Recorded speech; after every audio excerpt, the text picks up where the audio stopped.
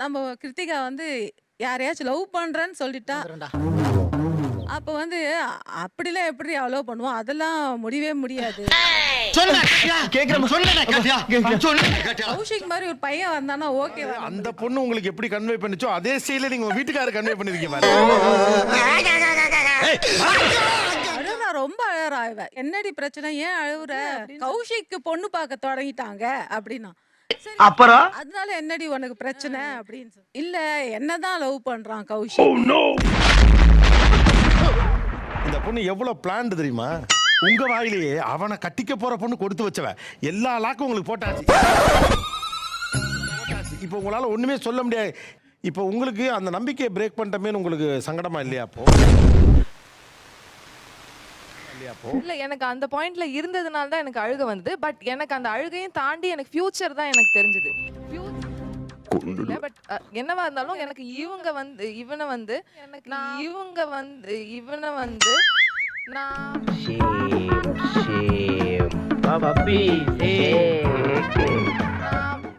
பரவாயில்ல, ஒரு பேச்சுக்கு இவங்கன்னு சொல்லுங்க.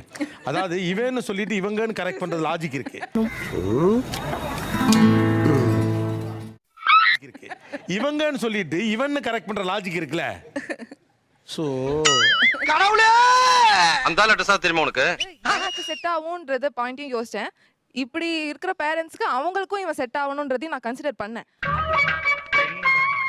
கொஞ்சம் ஓவரா இல்ல? அப்படி எனக்கு யோசிக்கிறப்போ எனக்கு இது பெர்ஃபெக்ட்டா இருக்கும். இவங்க இப்ப ரெக்ரெட் பண்ணாலும் அவங்க கண்டிப்பா அதுக்கு நல்ல சாய்ஸ்.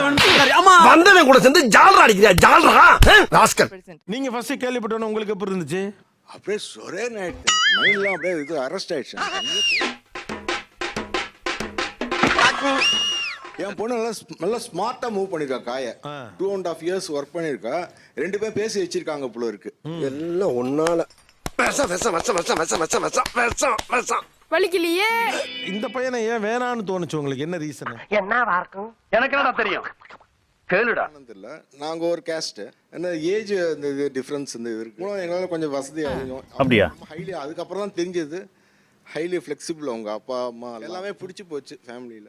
நல்ல மனசுமா அப்படித்தான் இருக்கணும். சரி ஓகே. அந்த 1 year சின்ன பையங்கிற இஷ்யூ எந்த அளவு பெருசா இருந்துச்சு? நல்ல கொஸ்டின்.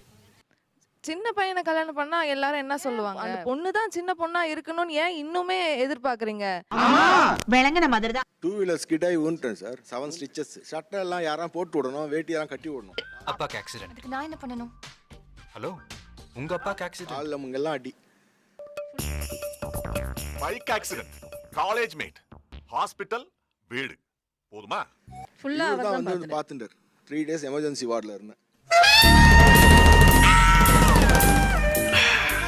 ஃபுல்லா ஒரு பையன் என்னெல்லாம் செய்யணுமோ அத அவர் பார்த்ததுனால இவருக்கு கௌஷிக் ரொம்ப மேல ஒரு பாண்டிங் ஆயிடுச்சு. மரியாதை ரொம்ப வந்துச்சு. எனக்கு வெக்கமா போயிடுச்சு.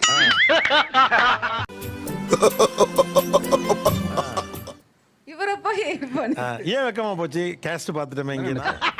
இல்ல இல்ல இல்ல. உங்க அப்பா ஷகிலா போஸ்ட் பார்த்து வண்டியை விட்டாருன்னு சொல்ல வந்தேன். நீ ஆச்சு உங்க அப்பா ஆச்சு ஷகிலா சேச்சி ஆச்சு. ஆமா சார் அதான் அழுவாதீங்க. சொன்னாரா சார் இதுக்கு செவுத்துல விட்டாருன்னு? இல்ல ஏதாவது குழந்தை குறுக்கால வந்துருச்சுமா, தடுத்தமா, ஸ்லிப் ஆயிட்டமான்னு ஏதாவது? ஒரு புள்ள இருந்தா கூட பார்த்துப்பானு தெரியாது. சும்மா அப்படியே நைஸ் கை மாதிரி நடிச்சுக்கிட்டு இருக்கேன். நல்ல வாழ்க்கை. ஒருவேளை நம்ம காஸ்ட்டை வச்சு இதை வேணான்னு சொல்லியிருந்தா இந்த நல்ல சம்பந்தம் இதெல்லாம் மிஸ் ஆயிருக்கும்னு தோணுதா இல்லையா? கேட்டாச்சுல்ல? தோணுதா இல்லையா? 101% சார். 8 years லவ் முடிக்கிற டைம்ல இருந்து லவ் பண்ண ஆரம்பிச்சோம். ரிலேட்டிவ் வந்து போட்டு கொடுத்துட்டாங்க வீட்ல. போட்டு கொடுக்கல, இதெல்லாம் கடமை சொந்தக்காரனுக்கு. போயா நீ என்ன இந்த கருமூஞ்சிக்கு சப்போர்ட்டா? சரி காலேஜ் வந்து வெளியில சென்னையில சேர்த்துட்டாங்க. வெளியில போனேன்னா மறந்துடுவேன். அப்பதான் இன்னும் ஸ்ட்ராங் ஆயிடுச்சு. பொண்ணுங்க மனசை புரிஞ்சிக்கவே முடியலையே. புரிஞ்சோத்தமா செமஸ்டர் லீவுக்கு வரும் போதெல்லாம் உதவிடுவாங்க. எங்க வீட்டு தெருக்க வந்து போயிட்டு இருப்பாங்க. இவங்கள பார்த்தாலே அவங்க டென்ஷன் ஆகி என்ன அடிப்பாங்க. என்ன ஏன்டா அடிக்கிற? இங்க அடிச்சாதான்டா அங்க வலிக்கும். இங்க அடிச்சா இங்க தான்டா வலிக்கும். சிரிக்கிறான் பாரு. என்ன பண்ணாங்க, படிச்சிட்டு இருக்கும் போதே அலைன்ஸ் பார்க்க ஆரம்பிச்சிட்டாங்க. அப்பவும் நான் கண்டிப்பா பண்ணிக்க மாட்டேன். அப்படி நீங்க பண்ணீங்கன்னா நான் ஓடி போயிருவேன். வீட்டுல கூட சாம்பார் சாதம் சாப்பிட்டுட்டு இருப்பேன் சார். அதுல லெமனோட சீடு இருக்கும். பார்த்தா எதனா சாமியார் கிட்ட இருந்து வாங்கிட்டு வந்து போட்டுருப்பேன். இன்னும் ஒரு வாரத்துல பாரு ரத்த வாந்தி வந்து என்ன ஆக போறான்னு. ஆமாண்டி முட்டை மந்திரிச்சு வச்சிருக்கேன். முட்டை இந்த லெமன் என்ன மாத்திருமா? நிச்சயமா அம்மாவோட ஐடியாவா தான் இருக்கும்னு நினைக்கிறேன். மாறிடுவாங்கன்னு பார்த்தா மாறல. பாத்தீங்களா மாமா எங்க அம்மாவோட அறிவை? நீங்களும் தான் இருக்கீங்க கூட பிறந்த. கொஞ்சம் கேர்லெஸ்ஸா சொன்னா கேவலமாயிடுவேன். நானே தனியா சமைச்சு எனக்கு மட்டும் சாப்பிட்டுப்பேன். உனக்காக தான் ஒரு இடம் வாங்கி வச்சிருக்கேன், அங்க வீட்டை கட்டிட்டு உனக்கு கல்யாணம் பண்ணி வைக்கிறேன். ரொம்ப சந்தோஷம். புறப்படலாங்களா? சரி நானும் நம்பி வெயிட் பண்ணேன் 2 years. பார்த்தா ரெண்டுக்கு விட்டாங்க சார் அந்த வீட்டை. April fool. என்னடி சார் அது?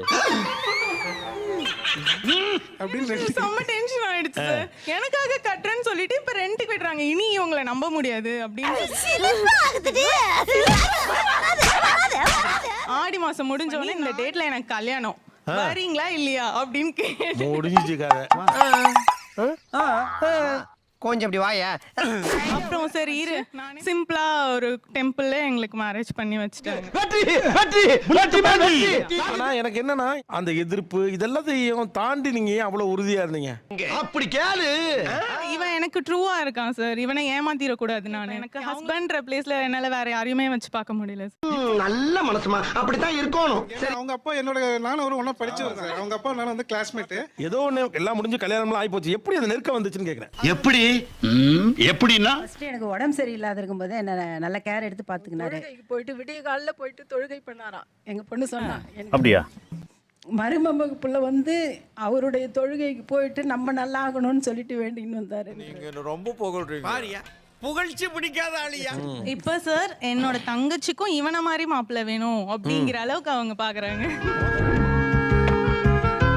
பெரிய பழக்கம் இல்ல, ரெண்டாவது எதிர்த்தாங்க. பட் ஆனா அவங்களுக்கு முடியல அப்படிங்கிறப்ப காலையில முதல் தொழுகைக்கு போய் அவங்களுக்காக வேண்டுனீங்கல்ல, ஏன் அப்படி தோணுச்சு? நல்ல क्वेश्चन. தோணுச்சு உங்களுக்கு? இவங்க அழுதாங்க. அவங்க அழுதாங்க. சொல்லிருந்தாங்க நான் வந்து லவ் வந்து ஒரு 3 வருஷம் மறைச்சேன், 3 மாசம் மறைச்சேன். எங்க அம்மா கிட்ட வந்து என்னால 7 நாள் மறைக்க முடியல சார்.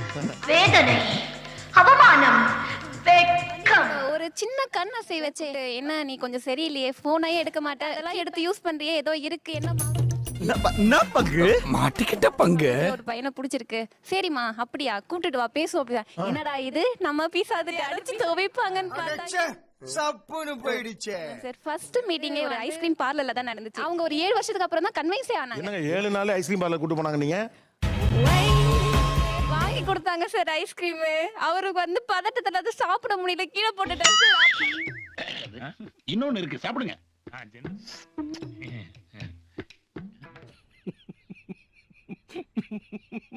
காலிக்கு போ கொடுத்துருக்கான். April pool.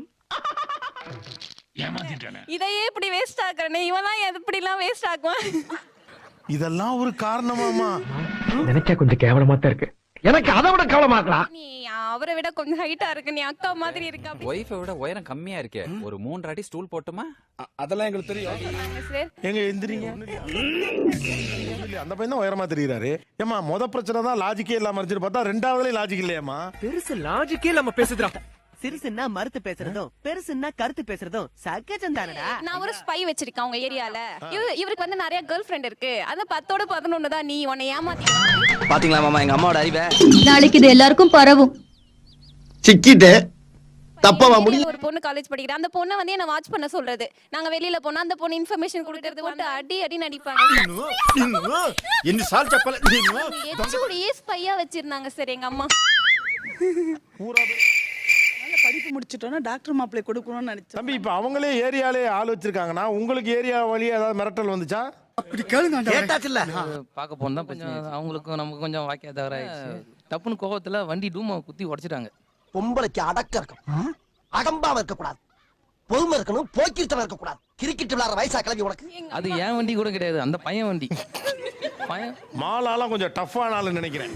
நண்பர்களே வேற ஒண்ணு இல்ல, என்னடாச்சுன்னா ஒரு யாருமே லவ் பண்ண உடனே முதல் சொல்ற விஷயமே நீ இவனை லவ் பண்ணி கல்யாணம் பண்ண நானும் அப்பாவும் ஏதாவது பண்ணிப்போம் அப்படின்னு சொல்லுவாங்க சார். ஆனா இந்த எதுக்கு தாங்க முடியலன்னு சொன்னியே, விஷம் குடிச்சிட்டு சாவு. ஆனா வந்து மோஸ்ட்லி மிரட்டுவாங்க, ஆனா அவங்க செஞ்சுட்டாங்க சார். அது எப்படா முடியும்? அந்த பைப் மூக்குள்ள போட்டு அந்த மருந்தெல்லாம் வெளியில எடுக்கணும். அப்ப கூட நீ அவனை விட்டுருவேன்னு சொல்லு, அப்பதான் நான் போடுவேன் சொல்லிட்டு மிரட்டினாங்க சார்.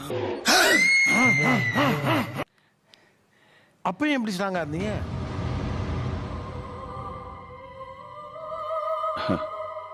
அப்போதைக்கு சரிம்மா நான் பண்றேம்மா, நீ ஃபர்ஸ்ட் பண்ணுமா, நான் அப்புறமா பண்றேம்மா அப்படின்னு சொல்லி தான் சார் கன்வின்ஸ் பண்ணேன். அது கன்வின்ஸ் பண்ணா அது முடிச்சிட்டு வந்து நெக்ஸ்ட் டேவே மேரேஜ். ஒரே எக்ஸ்ட்ரீம் பிரஷர். கொஞ்ச நாளைக்கு அப்புறம் அவங்களுக்கே சலிச்சு போயிடுச்சு, விட்டுட்டாங்க.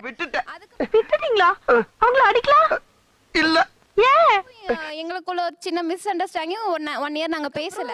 என் தம்பி மேரேஜ் பண்ணிக்கிட்டான். சோ வந்து எனக்கு வீட்ல ஒரு பிரஷர் ஆயிடுச்சு. லட்சுமி என்ன ஒரே டென்ஷனா இருக்க?